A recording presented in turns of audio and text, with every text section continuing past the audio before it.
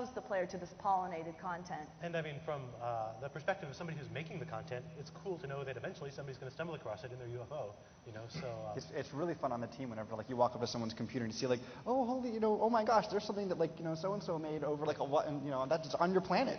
Or for example, I make a big scary monster and I go over to somebody else's machine and I find that it's eating their character. That's very satisfying. So one of the design kind of questions was, do we organize the content as you go around the galaxy so that you can get a sense that this is the cute area of the galaxy or the very vicious area, both in terms of aesthetics and possibly in terms of kind of the gameplay you encounter.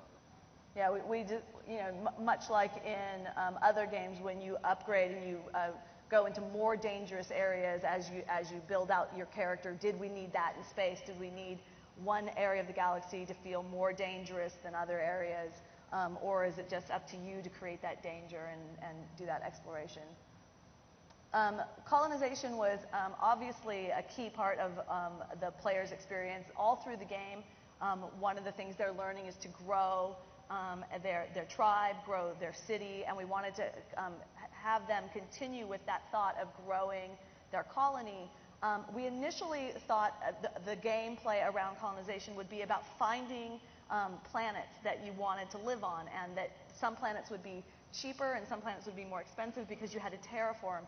Well, one of the challenges that we discovered was when we had hundreds of thousands of planets, it's really hard to make any given planet feel rare. No one planet feels that unique when you have so many choices. If you go to a planet and it's expensive to colonize and you really wanted a colony in this area, there's probably 50 planets within a stone's throw from you that you can go check out and see if those are cheaper. So it was really hard to say the player is just going to have to want to colonize this exact planet right here. So we wound up backing off a little bit from that design, but still trying to find ways to make planets as special as we could.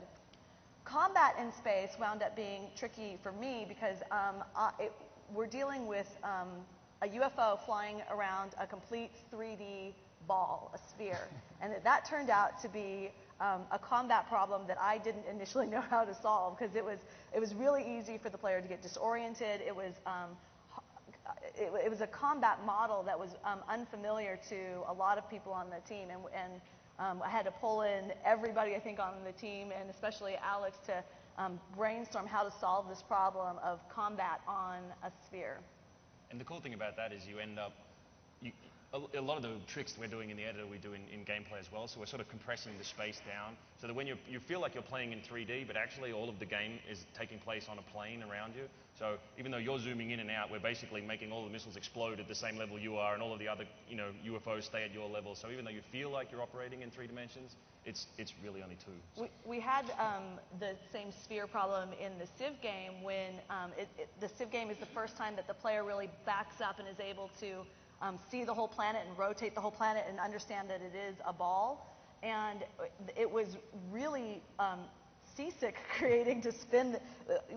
Even when you see planet Earth and you see it rotating, it doesn't rotate like this. It rotates on its axis, right? But when you're a spaceship and you're flying around, all of a sudden the planet's off its axis because you're in sort of a first-person perspective on this starcraft, and it's losing the axis, it's losing its polarity, and it was really disorienting. A city that used to be to the west of your main city is now to the south or to the north, because this ball just moved all around. So one of the unique challenges was trying to get the player to, and the camera especially, to give the player the freedom they needed to move, but at the same time not make them get lost on the planet's surface. The Diplo game, we started with a very complex Diplo game and backed off from that pretty easily. Pretty quickly. We had a notion that every race would be different. I had this kind of fantasy of not wanting to repeat the same game every time you were trying to befriend someone. So I really wanted you to have to, in The Sims 2, one of the things I wanted to do was to make people do things with other characters that they wouldn't normally do, to encourage them to play in styles that they wouldn't normally play. So we had the Wants and Fears game in Sims 2 that encouraged them to cheat on their spouse or punch somebody, or expose all this gameplay that was in there that nobody, or the players that were playing traditionally weren't discovering. So I wanted a Diplo game that said, if you went up to a Klingon type race, they would respect you if you shot one of their people, but another race wouldn't respect that, and that you had to figure out this puzzle of how to communicate with each race. It wound up being a little bit ambitious and very tricky to communicate which actions you should do. You use this particular tool in this way, and it's a good thing, but use it in a different way, and it's a different thing. And it wound up being pretty complicated to explain to the player. And ultimately, we're doing a lot of game here, and we need the player to understand what they're doing quicker than that. We also had a notion, both in the Civ game and in Space game, of wanting to deliver.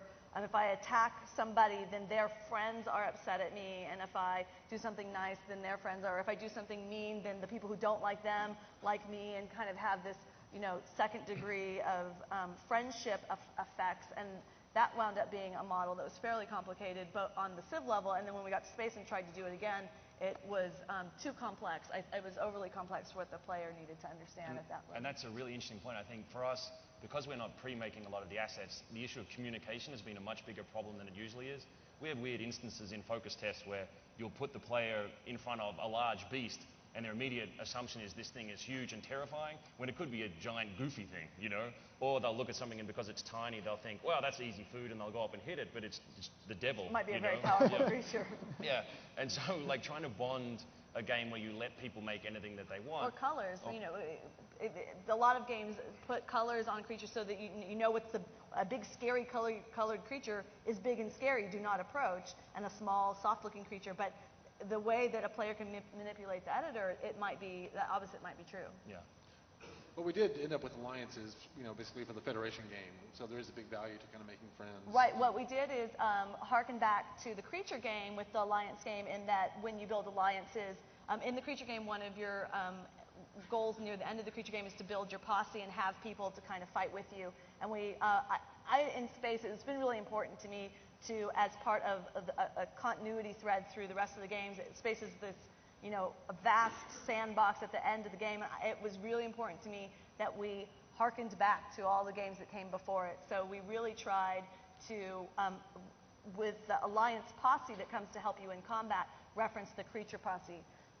One of the best examples of harkening back maybe to the other levels is the Warship game. So we wanted,